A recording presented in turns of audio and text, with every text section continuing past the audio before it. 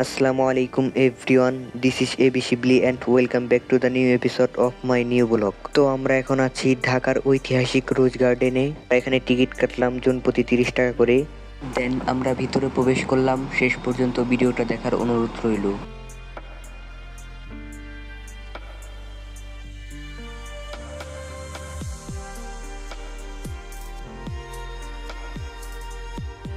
তো চলুন আপনাদের পুরো বাড়িটি ঘুরিয়ে দেখাই। চলুন সংক্ষিপ্ত আকারে ইতিহাসটা জেনে আসি। রোজ গার্ডেন প্যালেস ঢাকার টিকাতুলি এলাকায় অবস্থিত এক প্রাচীন স্থাপনা। 19 শতকে হিন্দু জমিদার ঋষিকেশ দাস এই বাড়িটি তৈরি করেন। সে সময় হিন্দু পরিবারগুলো বলদা গার্ডেনের জলসার আয়োজন করত। ঋষিকেশ দাস একবার এক জলসায় অপমানিত হন। এই ঘটনার পর তিনি নিজের বাগান বাড়ি হিসাবে রোজ গার্ডেন প্যালেস তৈরি করেন এবং এখানে নিয়মিত জলসার আয়োজন করতে থাকেন। তবে অতিরিক্ত বিলাসিতার কারণে হরিকেশ দাস এক সময় দেউলিয়া হয়ে পড়েন এবং সম্পত্তি বিক্রি করতে বাধ্য হন। 1936 সালে খান বাহাদুর কাজী আব্দুর রশিদ এই বাগান বাড়িটি কিনে নেয় এবং এর নাম পরিবর্তন করে রাখে রশিদ মঞ্জিল।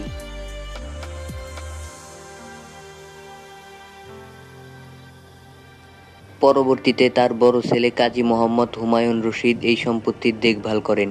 শুরুতে শুধু বিনোদনের জন্য নিয়মিত হলেও পরবর্তীতে এখানে মালিক পক্ষ ব্যবসা শুরু করেন। 1949 সালে এখানে বাংলাদেশ আওয়ামী লীগ প্রতিষ্ঠিত হয়।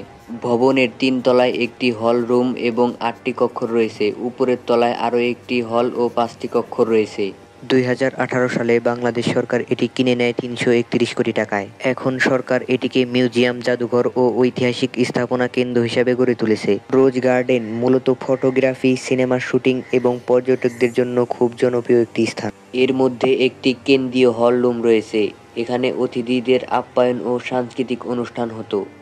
পুরনো কাঠের দরজা, খোদাই করা জানালা, ইউরোপীয় নকশা এখনও ঠিকই আছে। মেঝেতে সাদা কালো মার্বেল টাইলস ব্যবহার করা হয়েছে। সবচেয়ে আকর্ষণীয় হলো বড় নাচঘর। এখানে রাজকীয় নাচ, গানের অনুষ্ঠান ও গুরুত্বপূর্ণ রাজনৈতিক বৈঠক করা হতো।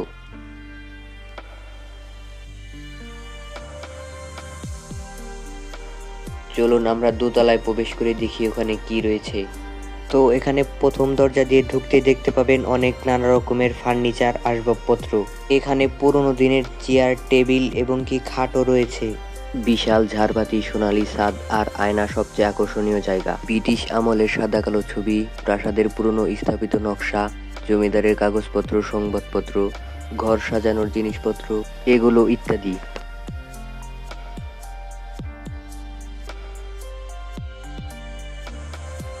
রোজ গার্ডেনের প্রবেশের টিকিট মূল্য জনপ্রতি 30 টাকা আর স্টুডেন্টের জন্য 10 টাকা।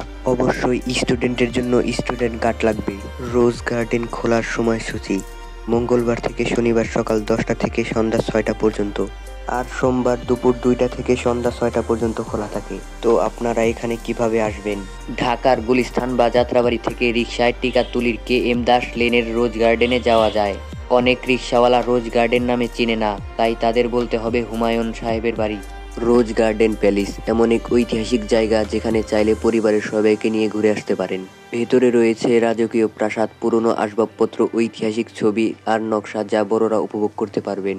চারপাশের পরিবেশ শান্ত ও খোলা, তাই বাচ্চারা এখানে খেলাধুলা করতে পারবে।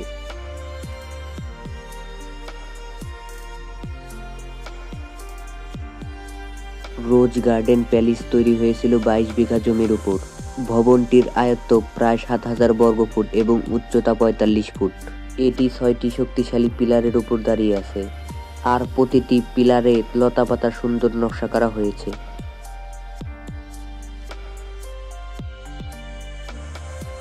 ঋষিকেশ দাস 1930-এর দিকে বাগানটি তৈরি করেছিলেন। এই বাগানটির মূল উদ্দেশ্য ছিল প্রাসাদকে আরো রাজকীয় ও মনোরম করা। কখনো কখনো বিশেষ বিদেশি প্রজাতির গোলাপ লাগানো হতো। এই প্রাসাদে আসা অতিথিরা এখানে ঘুরে বসে প্রাকৃতিক সৌন্দর্য উপভোগ করত। রোজ গার্ডেনের কাছেই রয়েছে বলদা গার্ডেন ও খ্রিস্টান কবরস্থান। হাতে সময় থাকলে বলদা গার্ডেন এবং পুরান ঢাকার দর্শনীয় স্থানগুলো ঘুরে দেখতে পারেন। রোজ গার্ডেন শুধু একটি প্রাসাদ নয়, এটি আমাদের ইতিহাসের গর্ব। ভিডিওটি ভালো লেগে থাকলে সাবস্ক্রাইব করে পাশে থাকবেন। দেখা হচ্ছে পরবর্তী ভিডিওতে। আল্লাহ হাফেজ।